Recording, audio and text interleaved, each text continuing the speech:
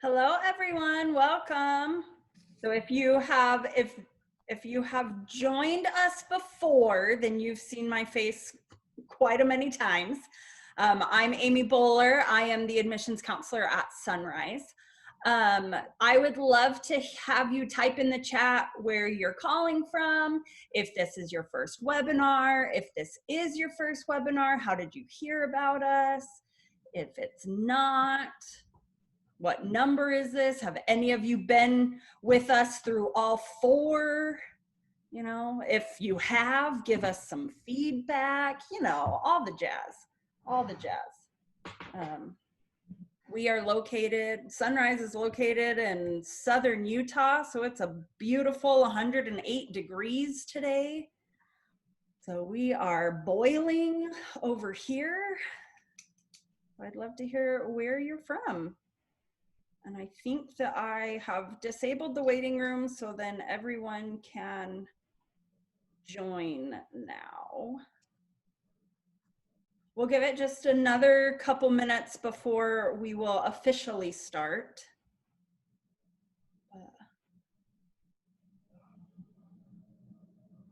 Oh, Elnora, you've got a little friend from Hillside, Amy, joined you. Yes. Hi, Amy. Hi, Elnora. I miss you. Hi, everyone. Hey, Megan, thanks for joining us.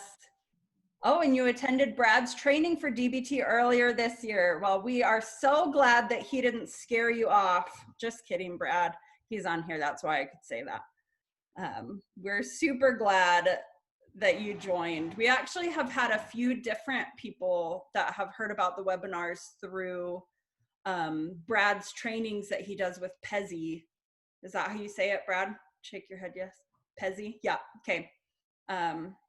So that's cool. He's had lots of opportunities to present about DBT, which is actually part of the reason why we started this webinar series. And so it's been really great to be able to share all of this with you, all that we have learned, and be part of this community. I am not a clinician by trade, and so it's super awesome and fascinating for me to be able to learn from you all. Well, Elnora, if you're ready, let's go ahead and get started. I am, whenever you are. So just a few housekeeping issues. Well, issues is the wrong word to use, but housekeeping items. First off, thank you so much for joining us today. We really appreciate the time that you're taking out of your busy schedules to join this webinar. Today we're discussing dealing with difficult clients via telehealth. And I know that we've had some people who have joined us before that have had questions about this, and so we're really excited to present. We will have a question and answer portion at the end of the webinar. So if you would put your questions in the chat, make sure that to everyone is selected, put them in the chat. I will field them to Elnora, and Brad is going to join her for the question and answer at the end. But in the meantime, we are joined today by Elnora Johnson Penn. She's LAPC NCC presenting on behalf of Hillside, a long-standing nonprofit organization in Atlanta who specializes in DBT. Elnora began working with Hillside Atlanta in 2014. During her time, she has worked in multiple roles across the continuum, serving children and families in both community and residential programs. She currently works as a clinical therapist in the residential program at Hillside, where she serves children with severe emotional and behavioral challenges as young as 6 and up to age 21 under special circumstances. Elnora has been intensively trained in DBT, but also works from an integrative approach to best meet the needs of the children and families that she serves. She is passionate about meeting children and families in their despair and helping them find healing and hope. In her spare time, she enjoys spending time with her family, reading, and a good crossword puzzle. She is excited to share how Hillside has shifted the delivery of their services to meet the needs of difficult clients in this unprecedented time. So let me share my screen, and Elnora, I will turn the time to you as I pull this up. Okay, wonderful. Thank you, Amy. So I'm super excited to be here, and I look forward to getting started. Hopefully the slides will come up shortly.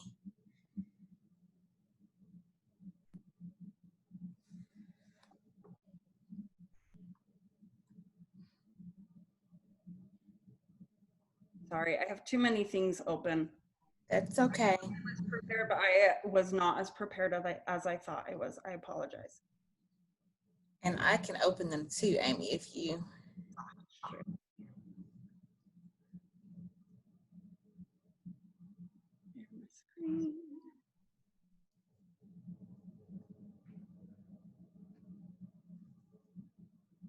There we go. Can everyone see that? Give me a thumbs up. Yes. Okay. All right, thank you, thank you. So today I'm just going to talk for a few minutes about how we have really tried to shift as an organization so that we can still meet the needs of, you know, a range of different clients and their families. So you can go to the next slide, Amy. So just a little bit about who we are first. I don't know if everyone here is familiar with Hillside, so I wanted to just give a little bit of an overview. So we are a nonprofit organization, as Amy stated, and we were founded in 1888. So we have been around for quite a while. We have a 13-acre campus near Midtown Atlanta, if anyone is familiar with Atlanta. So right near the heart of downtown. And we have a continuum of care that we offer to children and to families, and we partner with many government agencies and local community agencies to provide services as well. We do have a DBT certified residential program, which is where I currently work. We have a PhD program that's called Experience DBT. We have an intensive in-home program, as well as treatment foster care, and an entire community intervention program.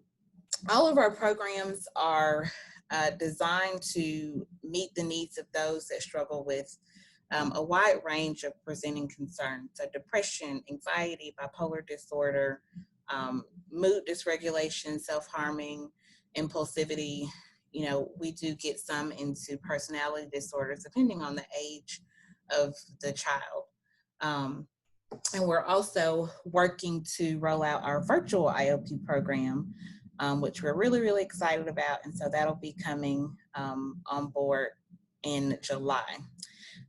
So we started a trial of that program to see how it would go and kind of what the feedback was. And that was in response to the pandemic. And it went really, really well. And so we found that there is a need for that type of service. And so we're going to try to meet that need and add that to our offerings. Amy, next slide. Thank you.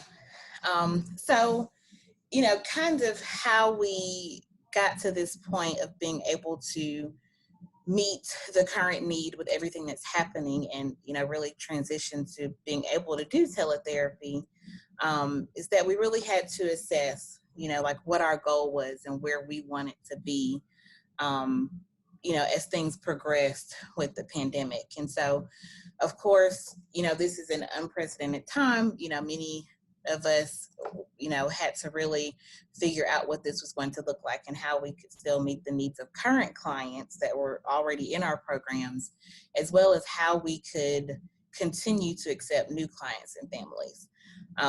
So our main campus, pre-pandemic, we had the residential program, our Experience DBT Day program, the intensive outpatient program. Those were all operating on the main campus prior to the pandemic happening. And so our structure is kind of that we do individual and family therapy once per week. Family therapy is a requirement. We really view things from a systemic perspective. And we also do DBT skills group at least 5 days a week. So that was kind of the structure that we had going. So it was this, idea of how do we keep all of those going, in the face of now having to do some of that via telehealth. So our communities program team would go out to homes and schools and collaborate with, different providers and resources. And we also work with the Division of Family and Children Services quite a bit. And so we had all of these things happening in different areas in the organization. And so we had to really quickly figure out how can we keep all of this going and still provide really, really high quality care to, really difficult clients in some cases. Because we have been around for so long, we often deal with children and families that have been to multiple places. Unfortunately, they've, been to different providers, and they kind of feel, hopeless and overwhelmed when they come to us. So we had to really shift really quickly to continue meeting those needs. And so what we found is that, doing so via platform like Zoom or, being able to communicate more over the phone and provide additional support, doing things like that allowed us to still feel connected to our clients and for clients to still feel like they had support and that they could move forward with their treatment, without there being a huge break or interruption in service delivery. And so from the time that the pandemic started, I think certainly what I have noticed, and from talking to many of my colleagues, is that we are seeing more clients that present with increased anxiety. People are stuck in the house. They're not able to maintain maybe the routine or the schedule that they had. They report worsening symptoms of depression. Their family dynamics really decline because maybe they're spending more time in a closed-in space, or they don't have the same level of support available that they did at one time. And so, really this sense of struggling to tolerate how things changed and the fact that they changed so quickly. I'm ready for the next slide, Amy. Thank you. So, we started meeting and we started really trying to figure out, okay, how can we, make sure that we are meeting the needs of our clients and our families, and doing so by still really providing a high level of care. And so we started really working through how can we increase engagement? How can we maintain the same level of rapport? What can we do to be innovative and to try to avoid having a huge gap in service delivery? And so, as I mentioned before, we really partnered with Zoom, and we found that it's been, a super, super helpful resource. And so in doing sessions on Zoom, particularly with our clients that are more treatment resistant or those that really struggle with engaging, really thinking outside of the box. And I think, incorporating things like music or using digital diary cards, so that there still is a level of accountability and being able to track those behavioral targets, but just doing it in a different way, since some of us were not able to sit with the client face to face and use a paper version of the diary card. I've also found that the screen sharing feature in Zoom has been invaluable, so I can pull up the diary card or pull up a mindfulness exercise and really trying to engage them in ways that are different, but we found them to still be just as useful. And also really using the environment to address target behavior. So, I think that having this new platform of trying to connect with them really did open a door and an opportunity for us to address things, real time, and to kind of see how they engage with their environment in different ways. And, and definitely with the families as well, because, engaging in family therapy every week instead of having the parents in your office, they're in their homes, in their natural environments, maybe interacting with their other children, or, so you're able to really bring in pieces of the environment that you may not have had access to before. So that's been something that's been really cool to experience. I think homework has probably been something that we've had to be really flexible with, just how we manage holding them accountable for homework, and, really the types of homework assignments that we offer. And, in some cases, just having to recognize that it is going to be more difficult to have them follow through on completing homework assignments, just because of the way that we are now delivering services. I think particularly on my caseload, I have found that for some clients, they're even more inclined to complete their homework than they were previously. So, I think for some of our clients and families, the access to Zoom and using the teletherapy platform makes it even more comfortable and easier for them to engage. So, but I think it's really being flexible and being open to understanding that homework is going to be different depending on the client and kind of what they're able to do via this platform. Another thing that has been really helpful is just really utilizing the contingencies and incentives, really trying to figure out, like, how can we get clients and families to, meet us halfway and to really partner with us in their treatment, because this is so different, and particularly for the clients that were already with us when all of this happened, it was a huge shift for them to have to go to, teletherapy in some cases. And so I think really figuring out, like, okay, how can we incorporate those contingencies and incentives into the treatment plan? How can we change the treatment plan, to address things in an effective way, but just differently? So, again, really using the features that are built into Zoom. So the whiteboard feature for completing, writing out things so that both the client and I can engage in them, or the client and the family, so that we can all be on the same page, or, helping when you kind of feel like it's difficult to communicate a certain point. I found that it's really helpful to have that feature so that everyone can be on the same page, in this way. And so also using videos and other ways to engage, particularly with our adolescents, I think has been really helpful. And, trying to figure out, like, what content is available, or is there something that needs to be created in order to help fill a particular gap. And I think the most important thing is just really having a mind frame of our mindset of ongoing assessment and flexibility, and recognizing that there are going to be some limits within this framework, and that's okay. And really kind of giving ourselves permission to, honor those limits and doing the best we can to problem solve and work together as a team has been super helpful. And so I think the other piece of this is that we used a campaign that we started last year called Reframe Mental Health.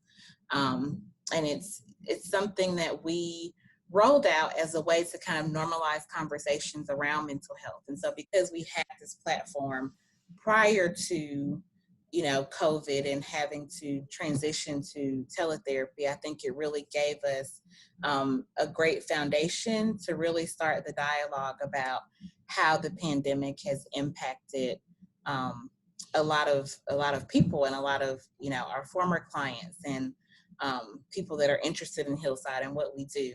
And so it really created a great way to dialogue about how we were going to shift to meet the need, that was being created by this pandemic, and how we were going to continue our commitment to delivering high quality services and to working with clients that needed us, regardless of what they were presenting with. So I do think that having that connection via social media did in many ways give us kind of a foundation to, continue our momentum, and to connect with people in different ways. And so, I listed an example here to the right of some feedback that we got. And this was from our Reframe campaign. Someone, came online and was talking about the challenges of kind of living through a pandemic, as they are also managing their needs around mental health, and just how, having that ability to be connected through platforms like Zoom, or, or really having the ability to have access to services made a huge difference. And so I really appreciated that feedback, because I think it really showed that we, we're headed in the right direction, that we were still able to meet the need of clients and of families, despite what was happening in the world. And so I do think that this kind of opened lots of discussion, for our clients to feel safe, like talking about the fact, like, yes, my anxiety has really, really increased, or I feel, a lot more depressed, or I feel kind of trapped because I can't get out and engage in things that I may be used to engaging in. And so in some ways, because we've been willing to be flexible and kind of meet them, via Zoom, or, via wherever they are, like, it created a space for them to feel like, okay, this is safe, and, they're willing to do whatever it needs to be done to make sure that I have support during this time. I think it was also really important for us to involve everyone, kind of in this discussion and in this transition, to really increase a sense of connectedness. So our parent group that we offer every week, that was, typically face-to-face, we had to transition it to Zoom. But again, the parents felt like they had that support. They had the ability to learn more about DBT and how to support their children, as they were going through treatment, and how to really have a platform that was safe and that was welcoming. And it really increased the sense of community, I think, and, the idea that they weren't alone in kind of what was happening. And really using our consult teams, I think, has been super, super helpful to really talk about, how managing difficult cases in this new way has really impacted us as clinicians, and, how we have had to shift just the way that we view, our own abilities. And for a lot of us, we had never delivered services in this way. And so I think it was just a lot of leaning on each other for support, and using consult teams as a way for us to figure out, how can we make this the most effective? What can we shift? What can we do differently? And particularly when we had clients, or when we have clients that are really difficult, really bringing that to the team and trying to really assess, what is it that we are able to do? Or is it a situation where maybe a different service is needed, or, a different intervention, or, and I think the other barrier has kind of been finding providers in the community that are still operational and that are accepting new clients. And, how do we still meet that need of maybe referring them if we have to, or, so it's been lots of, I think, problem solving, and really kind of leaning on each other, and trying to do the best that we can to make it work. Next slide, Amy. Thank you. So I did want to, talk about a particular case that we had in the residential program. And this was a really good one to bring up, because this is one that she and her family started with us prior to the pandemic, right? So we were delivering services face-to-face as usual. And she was really, really struggling even prior to us having to kind of switch to teletherapy. And still, even having this huge shift in the middle, she was still able to be really, really successful, and her parents share updates of how they're doing, and she's doing amazing. So Sarah is what we will call her. And she was adopted from Guatemala when she was about 13 months of age. And so when she came, she was struggling significantly. So self-harming regularly, lots of anxiety, depression. She really struggled with accepting limits and having healthy interpersonal relationships. She just always kind of felt, that she was different, or that she was treated, as the other, within the context of her family. And so this would escalate into major aggression. The police would have to be called. The parents had cameras installed, and really kind of felt like they were at their wits' end with meeting her needs and not really sure how to move forward. And so in treatment, she was already fairly resistant. We dealt with lots of aggression and having to really get her to a place where she was stable enough to engage in DBT and to really start learning skills and putting them into practice. And so we were concerned, when we had to make this shift, and particularly from a family therapy perspective, because, the family dynamics were a huge piece of this. And so what we found is that, we were still able to make progress and still able to have a wonderful outcome for Sarah and for her family.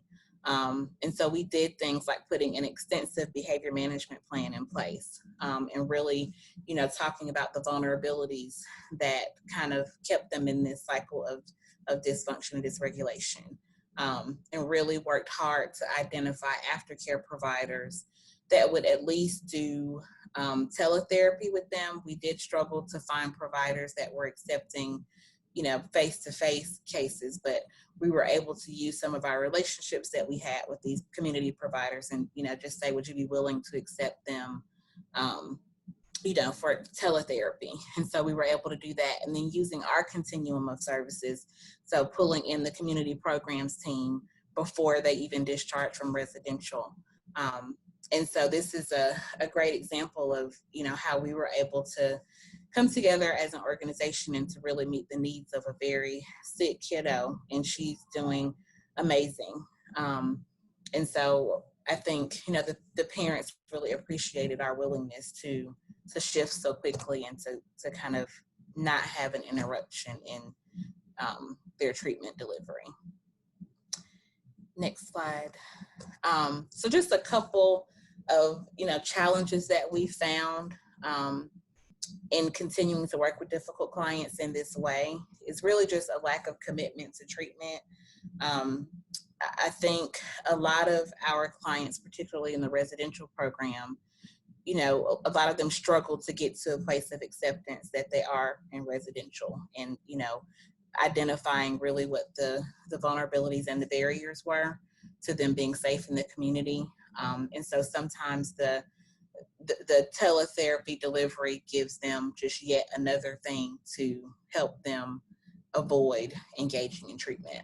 So we see things like some of them trying to hide their faces or refusing to sit up, expressing suicidal ideation, more so for the response that they try to get from the clinician, not necessarily because that's an accurate reflection of what they're experiencing. We're not able to use body language or social signaling in the same way. And so that can be hard sometimes.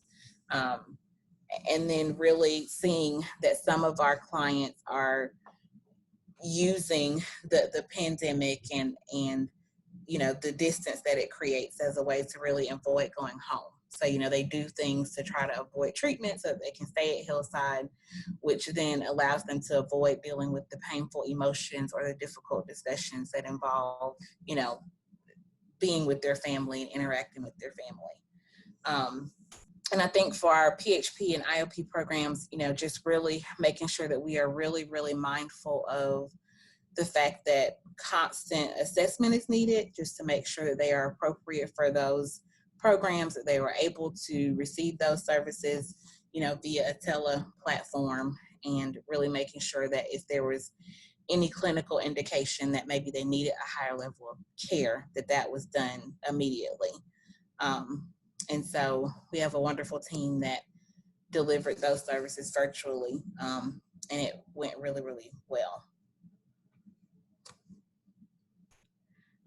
So overall, what I can say is that, feedback has been overwhelmingly positive, that we've been able to adjust, and that we are, continuing to see, based on our data, that our clients and our families report having an increased ability, to function more effectively after going through our programs, despite the fact that some of them have had to shift to tele.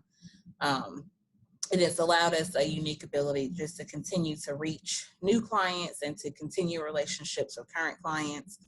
And also, we found that we've been able to reach populations in parts of our state that may not have had access to services at all. And so that's something that we've also really been looking at, is how can we continue that momentum? So for a lot of our rural areas, they would have never been able to access a therapist or get DBT. But how can we continue that, as we transition into maybe using this delivery method more in the future? And so I do think, for some clients that this mode is preferred.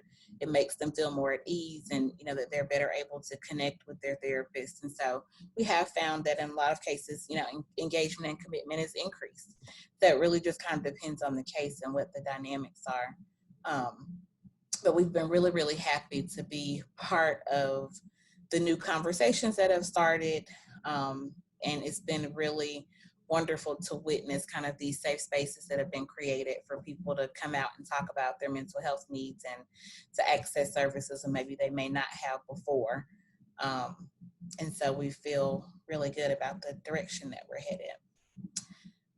So, if there are desires to have more information about Hillside, I listed the phone number there, or you guys can feel free to email me. Thank you.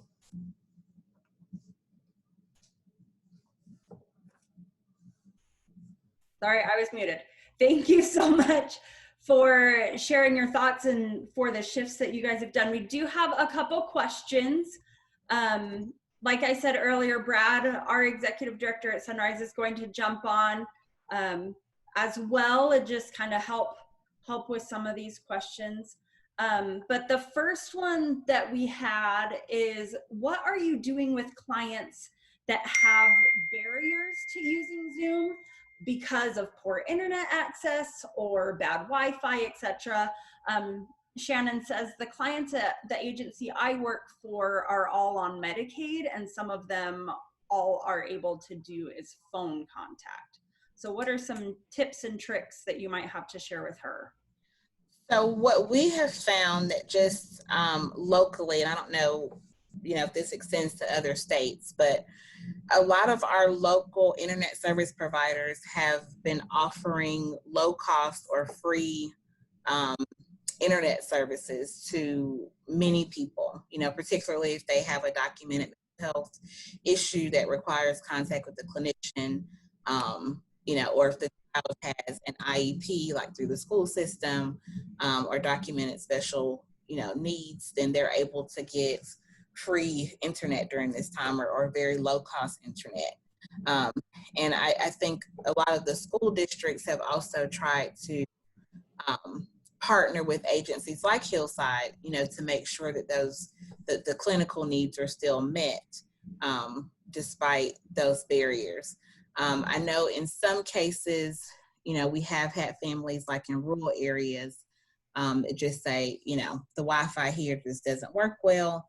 And I think in those cases, we do try to refer to other services, because we like to, have the ability to at least dialogue in this way. And we haven't found that just phone contact is effective for the type of services that we deliver. But we have really tried to advocate with local providers, to offer these low cost or free services for a longer period of time. So hopefully that's something that we can continue to work on. And I would just add on our end, I think that's remarkable what's being offered in the state of Atlanta in terms of the internet or low cost internet or free internet. I don't know that I've seen that across states, so I'm anxious to hear if others are getting similar opportunities. But for us, we've had to, it's been, ours have been more individual problem in terms of we'll get Zoom going, there's a glitch in it somehow, we may temporarily go to the phone, and then we do a little coaching after to make sure that we can work through any tech issues, and still the expectation is they're on Zoom. So there have been times we've had to obviously flex with the technology, and you probably face similar, but we've kept a very similar standard in terms of we want the video conferencing. It just allows us to be more effective across the board, I believe. So. Right. Yeah. I know Comcast in particular has been pretty wonderful about, trying to meet the need. So we'll see if that continues. I hope so. Yeah, that's remarkable. That's remarkable. So Elnora, you talked about incentives that you've been using in group therapy to really help motivate the clients. What have been some successful incentives that you have used to increase group participation? And if there's been anything that you found to be helpful around group cohesion. Lauren Sanchez says that she's having some difficulty because not everyone in her group is feeling as though they're connected to one another because they're not in person. Mm-hmm. So, one thing that I want to note, because we have to talk about this in two different contexts, is that in our residential program, all of the clients in the group are there, like in person together, right? And so then you have the other dynamic of when you're doing like the virtual IOP or the virtual PHP program where they're at home, right? So those are two completely different dynamics. So for our residential kiddos, building in incentives into their day or into their schedule, really it's been about partnering with the direct care staff to figure out if that means, extra time on a particular activity, or if they are working for a particular activity by all engaging, in group, or figuring out if it means, an incentive down the line. So, we've had to really try to be creative, because typically our incentives would have involved like doing an outing or something like that into the community. Well, we're not able to do that right now. So we've had to get really creative with, does it mean doing some type of cookie decorating exercise, like where the staff goes to the store to, to get something that they can do? Or, does it mean that they earn an extra 30 minutes of, time on a recreational activity or something like that? So I think, we have had to get really creative in the residential program with just how to build in incentives and, figure out what the contingencies look like for individual clients. Now for the virtual PHP and IOP programs, I think certainly it has been difficult because they are, at their homes. They're not all in one place. And so it's hard to try to incentivize or build in a contingency for everyone because, like, how do you make it happen?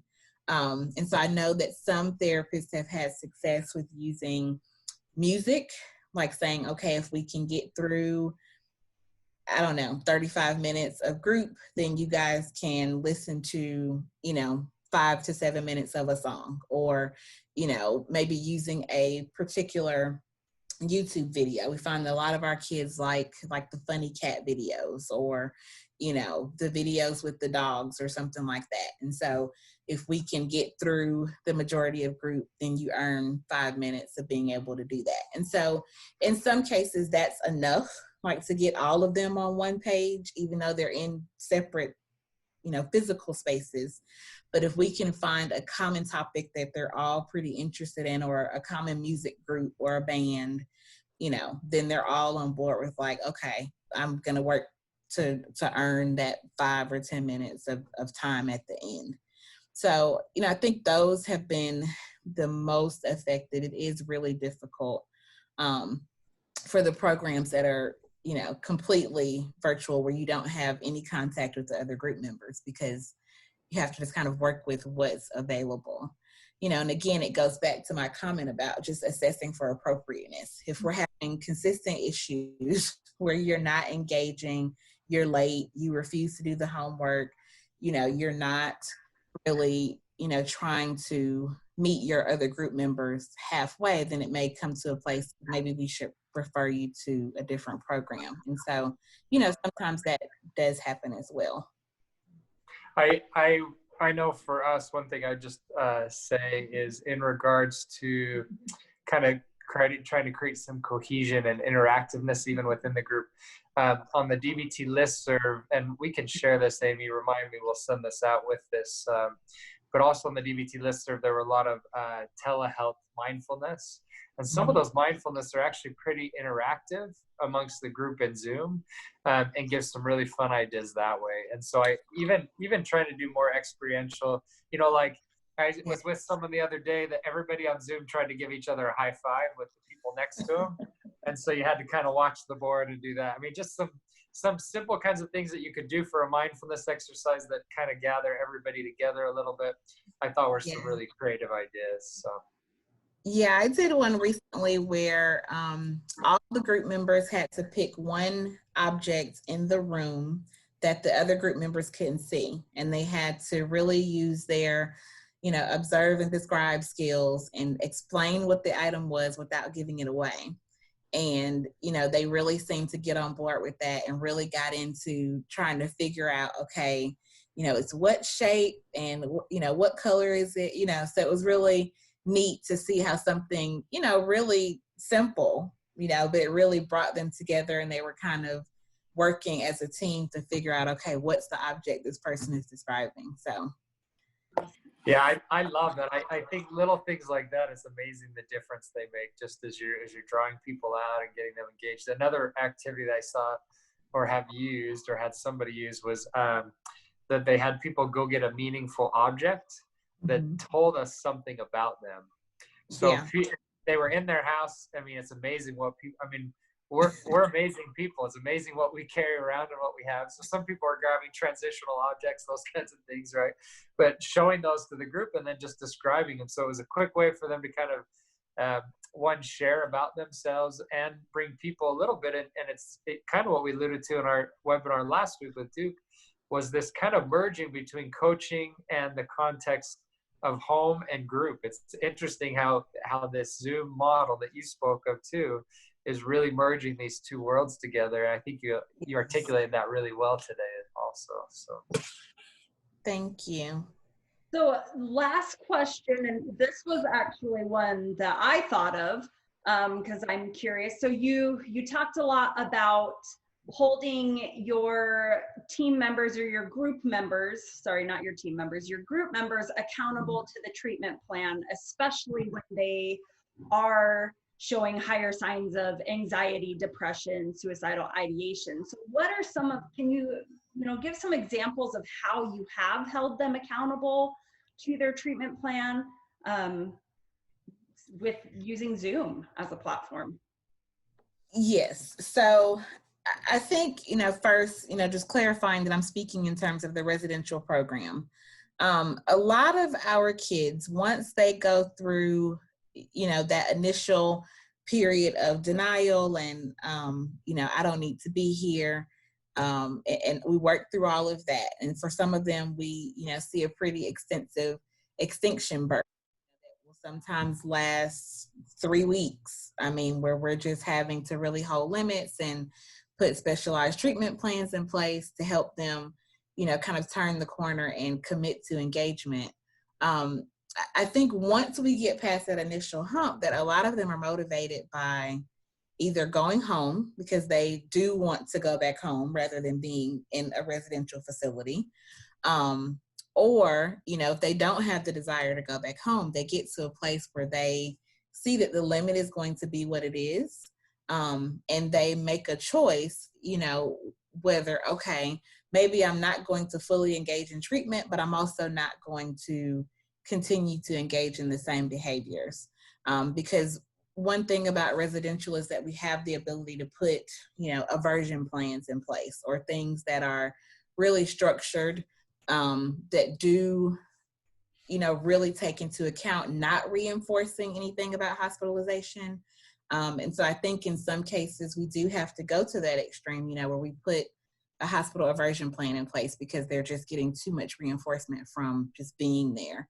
And sometimes that will help get them to a place of being willing to move forward and kind of do the work, and in all reality, there are some cases, I have 2 right now that I'm working with that want to avoid home so badly that they refuse to engage no matter what you do.